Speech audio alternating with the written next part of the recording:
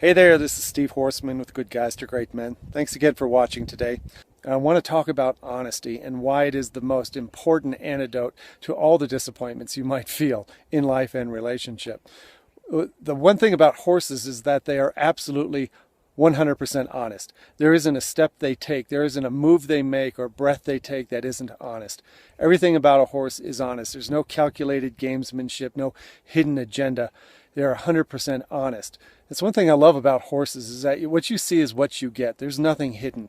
And you know exactly what you have in front of you. There's just no games. And so I want to make that point when it comes to horniness. I want to make that point when it comes to other disappointments. I'm going to turn around here and get more comfortable. Like a horse, you can be honest if you want to be. But the problem is you were born with honesty. The day you were born, you're the most honest, the most invulnerable you could be. Nothing bothered you. If you had to poop, you pooped. If you wanted to cry, you cried. If you wanted to eat, you cried out that you were hungry. You were honest. It was liberating. You could say whatever you wanted to say, be whatever you wanted to be, do whatever you wanted to do. And then the day after you were born, you started learning to lie. And the day after that, you learned how to lie some more. By the time you're a teenager, you're telling all kinds of lies. And by the time you get through puberty and into early manhood, you start to get the good guy syndrome or the nice guy syndrome. And you start having all kinds of strategic hidden agendas. Start lying about things and start telling half-truths, not revealing your true self. And that's how we get into trouble. And by the time we get in our 30s, 40s, 50s, and 60s, we have a long history of manipulating people and telling half-truths and not being honest. And why is honesty the antidote or the cure or instant relief for horniness? It's the same reason it's instant relief from anger. Let's talk about anger. Let's talk about a time when your wife or somebody says something really insulting to you. Something just horrible, something totally uncalled for, unacceptable, mean-spirited, just the worst thing you can imagine, and you instantly feel anger. And you might not say anything. You might walk away. You might yell something back or scream or fight. But the one thing you don't say is, you know what? That hurt. I'm pissed. You really hurt my feelings. That was the meanest thing you could have said. I can't even tell you how it makes my gut grind to think that you would talk to me like that. It just really, really hurts. And I feel really hurt and I'm really pissed. That's not how we talk normally. We don't tell the truth. But if you call the emotion into the room, you call that anger into the room, that big fat pink elephant in the room of anger, all of a sudden you take the power away. You take the power away from the anger. You say, I'm angry. I'm angry. That pissed me off. That hurt me.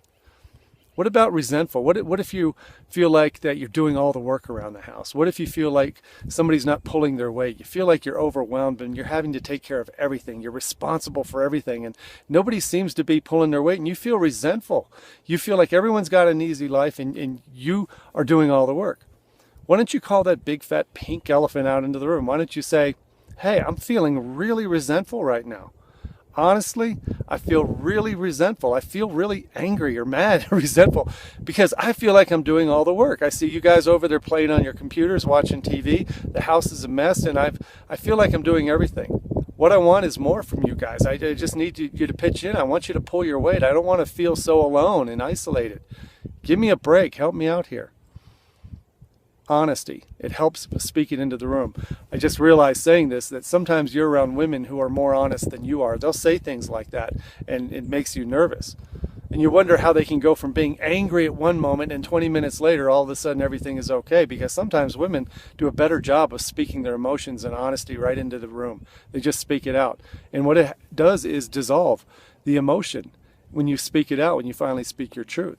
So let's get to horniness. Let's talk about you haven't had sex for 2, 3, 4, 5, 6 weeks or 6 months or a year, right? And you've been playing this little lie, like, oh, well, maybe I just need to, be patient, or I won't bug her, I'm afraid of rejection, and you're really smoldering inside, and you're really hurt, angry, rejected, disappointed, but at most you're horny.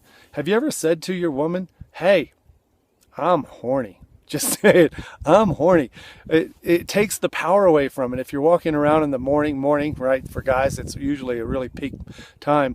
And if you're just feeling really, really aroused and really horny, and you know for a fact that she's not in the mood and it's not the time to bring it up, Why don't you just try saying, you know what, babe, I'm really horny this morning. And she'll give you a look like, what the hell? I'm not asking you for sex or anything. I'm just announcing to you and the world that right now I'm feeling really horny. And I know you're squirming in your seat watching this like, no, I couldn't say that. But think about what it does to the emotion, that hidden disappointment, that yearning, that craving. And what you would normally do is shuffle off with a scowl and disappointment and with your heart on deflating, right? And you're just feeling mad.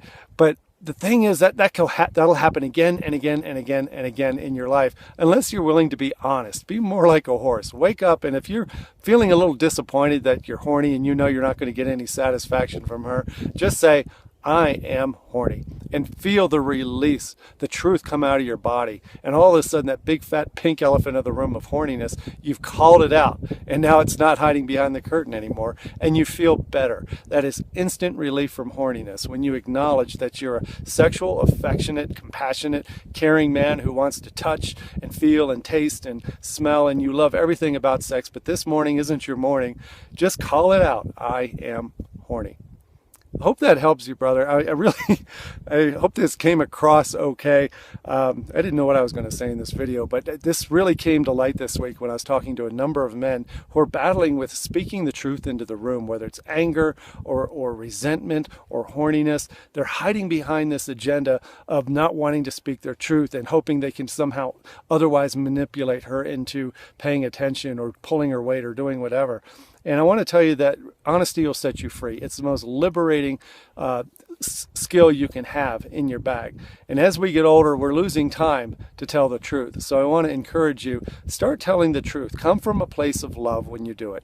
Don't come from a place of resentment and anger and retaliation.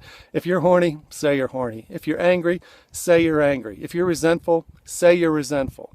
But don't try to make it an attack. Don't make it a personal attack. Don't make it come from a place of blame and resentment. But just tell the truth and see what it does for your body. It totally relaxes you.